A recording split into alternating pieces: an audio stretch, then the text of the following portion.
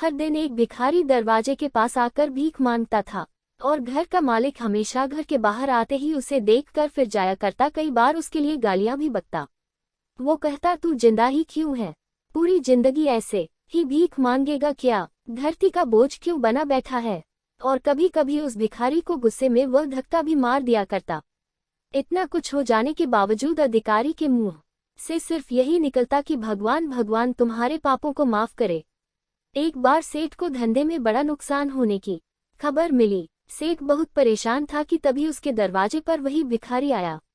गुस्से में अपना आपा खोते हुए सेठ ने उस भिखारी को पत्थर दे मारा। पत्थर लगने के कारण भिखारी का सर फूट गया और उसके सर से खून बहने लगा।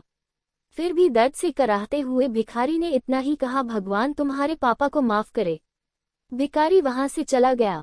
सेठ सोच में पड़ गए, भिखारी को पत्थर मारा फिर भी उसने सिर्फ प्रार्थना की।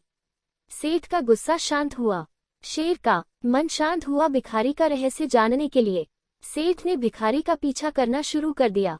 भिखारी जहां जहां जाता सेठ उसके पीछे जाता। सेठ ने देखा कि कोई उसको खाना देता, कोई उसको मारता, कोई अपमानित करता तो कोई गाली देता। लोग भिखारी के साथ चाहे जैसा व्यवहार करते, लेकिन भिखारी सबके लिए एक ही प्रार्थना करता, भगवान तुम्हारे पाप माफ करें।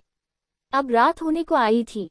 भिखारी अपने घर जाने के लिए लौटा। वो अपने घर पहुंच गया, लेकिन सेठ अब भी उसका पीछा कर ही रहा था। एक पुरानी टूटी हुई खटिया पर एक बूढ़ी औरत लेटी हुई थी, काफी कमजोर और बीमार लग रही थी। वह भिखारी की पत्नी थी। अपने पति को वापस आता देख वह खाट से उठ खड़ी हुई। पत्नी ने अपने पति के भीख वाले कटोरे में देखा, उसमें सिर्फ आधी बासी रोटी थी। उसे देखकर वह बोली, आज बस इतना ही मिला, और हाँ, आपके सिर से खून निकल रहा है, ये चोट कैसे लगी? बूढ़ा भिखारी बोला, आज बस इतना ही मिला, किसी ने कुछ दिया ही नहीं। सब ने गालियां दी और एक नए पत्थर भी फेंकना, इसीलिए मेरा सर फट गया। एक गहरी ठंडी सांस लेकर बूढ़ा भिखारी फिर से बोला, यह मेरे ही पापों का फल है। तुम्हें याद है कुछ सालों पहले हम कितने अमीर थे? क्या कुछ नहीं था हमारे पास? हमारे पास हर चीज जरूरत से ज्यादा थी, लेकिन हमने कभी दान नहीं किया। और उससे भी बुरा हमने उस अंधे भिखारी के साथ किया जो हमारे द्वार पर भीख मांगने आया करता था। बूढ़ी पत्नी की आंखों में आंसू आ गए।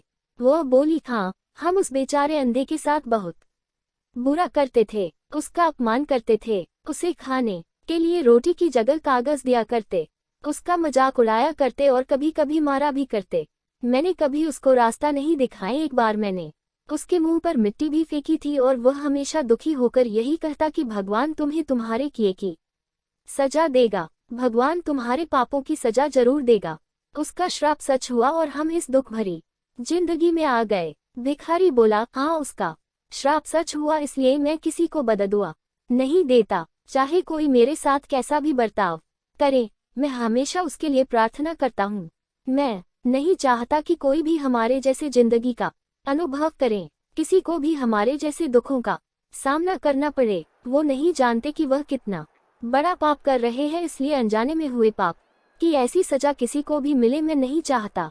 सेठ वहीं पर छुपकर यह सारी बातें सुन रहा था। उसे सब कुछ समझ में आ गया था। भिखारी और उसकी पत्नी ने वह आधी रोटी मिल बांट कर खाई और भगवान को धन्यवाद बोलकर सो गए। अगले दिन बड़ा भिखारी फिर से भीख मांगने गया। सेठ के घर के पास जाते हैं सेठ ने पहले से गरम रोटी या उसके लिए निकाल कर रखी थी। उसे देते हुए सेठ विनम्रता से बोला, माफ कर दीजिए बाबा, उसे बहुत बड़ी गलती हो गई। बूढ़ा भिखारी बोला, भगवान तेरा भला करे। इतना कहकर वह आगे निकल गया। इस कहानी से जो सीख लेने लायक है वह बड़ी ही सिंपल है कि आदमी चाहे किसी के बारे में बुरा कहे या भला करे, लेकिन भगवान सिर्फ कर्म के हिसाब से उसको फल देता है। क्या हुआ अगर भगवान नहीं दिखता है, लेकिन ये बात बिल्कुल सच है, उसके खाते में सबका हिसाब बहुत बहुत पक्का होता है। इसलिए जब किसी के लिए कुछ भी करो तो अच्छा ही करो।